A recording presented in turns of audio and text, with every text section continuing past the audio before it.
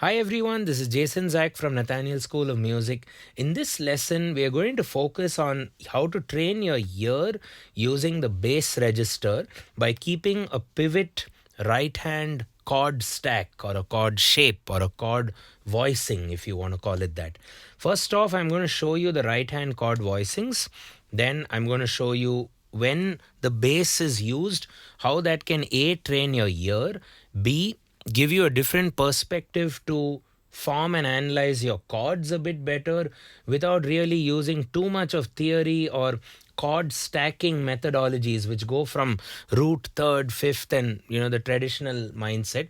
For example, how do you just form a complex chord like a major ninth or a minor 11th chord using just a very simple principle? And I guarantee you, if you stay till the very end, you're going to learn a much more efficient and simpler method to form your chords and also make the process a lot more ergonomic on your instruments, to not be confined to those 3 or 4 notes which are stacked. You can fool around, you can change it around, you can voice it better. It'll work better for a choir and an orchestra, and hopefully you as a composer as well. So to make this process a lot more easier, we have done a lot of lessons on bass ear training on our YouTube channel. I encourage you to check them out.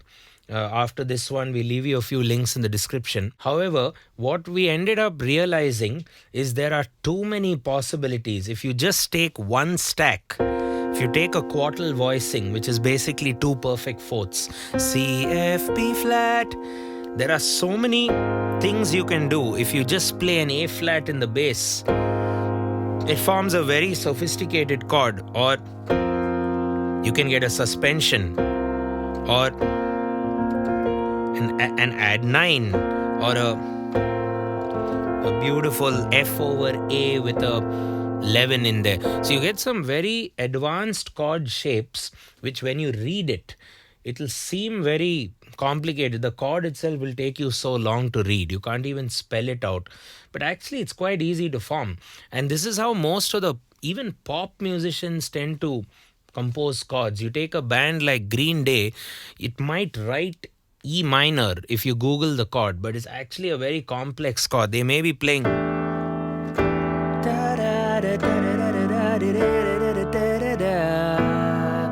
It might not be what's written in a Google sheet. Okay, so that's what this is going to teach you. And to explain this, considering that we have so many possibilities, we've built an app called Bass Alchemy. And what this will do is it'll give you different voicing shapes. We have the major triad, we have the minor triad, the diminished triad, then the augmented triad, which is 1, 3, 5 sharp, the suspension, which is 1, 2, 5, the suspended 4,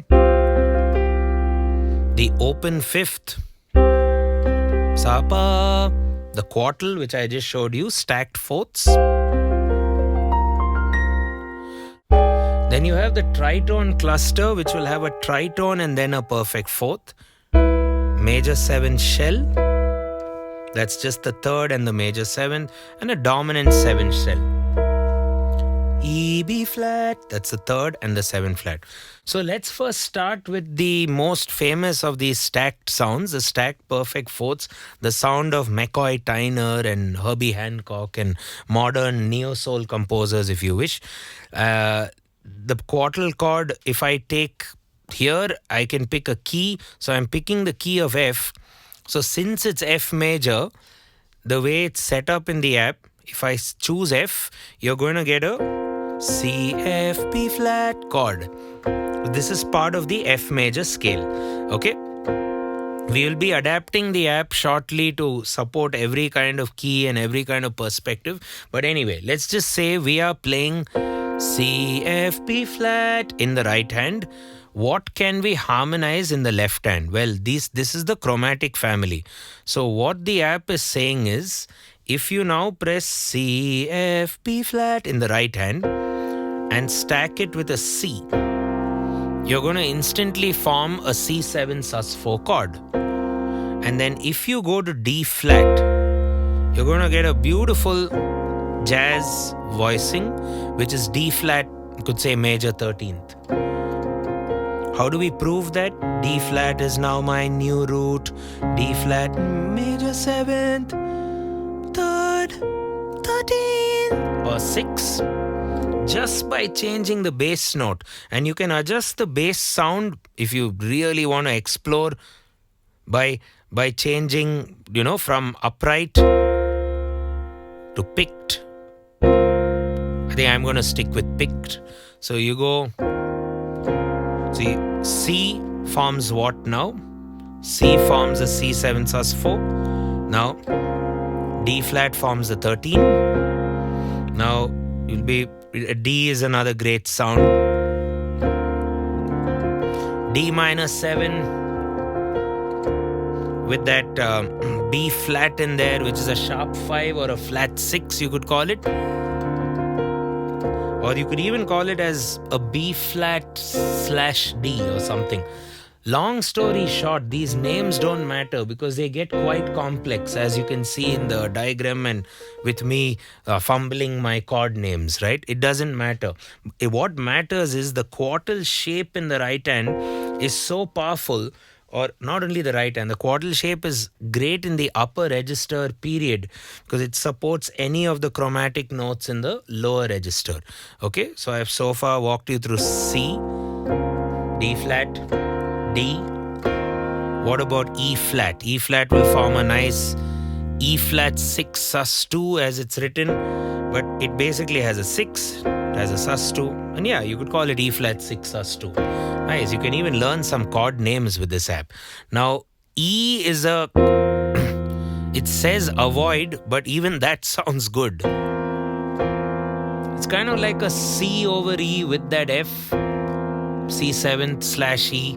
Yeah, it kind of works, but no one really knows what to call this chord, including the app. And then you do F, good old F sus4, then here you go. Beautiful F sharp or G flat major 7, but with a tritone because of the C. It's not a regular F sharp major 7. So F sharp major 7th or G flat major 7 flat 5. Then you have an F sharp. Okay. Oh, sorry, I changed my key. I'm going to move it back to F and change my note to G. It's a G minor 11 sound or G minor 7 11 sound. As you can see so far, I'm guessing everything sounds good. This is your traditional A flat 6 9, used a lot in jazz music. Very ambient sound. A, have to use this sometime in life, right? It's an F over A sound. Beautiful with that uplifting suspension as well. So yeah, F major add 4 / A. I give up. It's just a complex sound, I guess. Then B works, and the last note B. Probably the only one to avoid. That's 11, which sound beautiful over a quartal chord, in my opinion at least. I'm sure you'll agree. Let me know in the comments. So, moving forward, you can harmonize pretty much any cluster, and I'm sure you get the idea. If you harmonize an open fifth, almost everything's going to sound good, right? FC with a C, almost everything's going to sound good. This is your FC played upper and all the chords. E flat, E, F fifth, G flat, which also sounds good. G7 sus4, A flat, A minor, like an F over A, B. So with a fifth chord, I think everything works. However, challenges arise if you maybe take a minor triad shell. Okay, so now you're on an F minor. The key is F, so you're playing F minor, F, A flat, C. And now if we walk it through, F minor / C, beautiful classical sound. what happens over F minor / D flat? It becomes a D flat major 7th chord. Now D flat minor 7 flat 5. E flat with that sus4. Amazing and augmented sound there. Good old F minor. I love this sound. F minor over G flat bass. That's an F minor / G. F minor / A flat. Don't like this much, but it kind of is an acquired taste. F minor or B flat. Yeah, as you can see, most of it kind of works because a minor chord, if even the notes to avoid kind of make it that additional diminished 7th family note. So it all sounds good. So long story short, this is a nice way to kind of put music together from a different perspective and just hold down a chord. Maybe you want to just play an F minor and just explore the bass.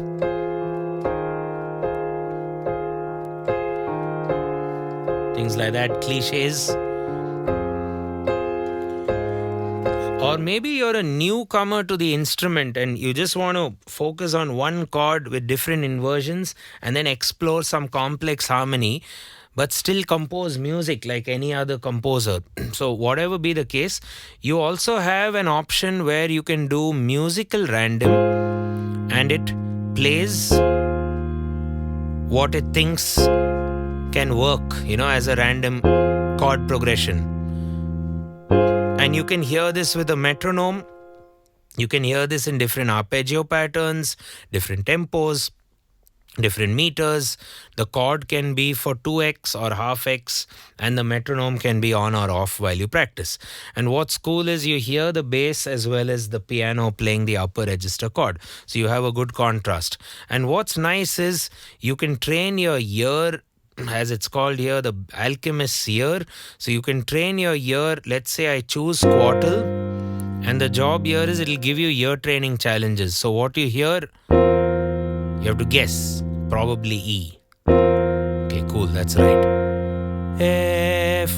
So unfortunately I got it wrong, but you get the idea. So it's a good resource to kind of do one voicing, 12 bass notes, all the 12 on any key. So this another app, just like chord trees that we have at the Nathaniel School, where we are trying to take an alternate step to harmonization, or another way to do it, as opposed to the usual traditional write your scale in a circle, do your triads, then do 7th chords. You have a palette or a set of about 7 of them and you use them to write chords for a song. And then the choice of making chords tends to be more random based on the melody. It kind of survives. But with an app like this, you can focus on the harmony first and then build the melody from the ground up, rather than have the melody and then adjust based on the chords. So this should be a good app to improve your chord theory, improve your voicing skills, especially with the right hand, practice on all the 12 keys, and more importantly, train your ear and give you hopefully a different approach towards composing music and creating harmony in general. So do check out Bass Alchemy, play around with it, let us know what you think. The app is available for free. Don't forget to like, share, subscribe, and if you want a proper detailed study guide on how to use the app, don't forget to be a Patreon subscriber. You'll get a PDF there. And what else? That's about it, really. If you want to learn something more structured and organized from ground zero to maybe this point, do consider a semester or two at the Nathaniel School of Music. Thanks a ton for watching this. I will catch you in the next one. Cheers.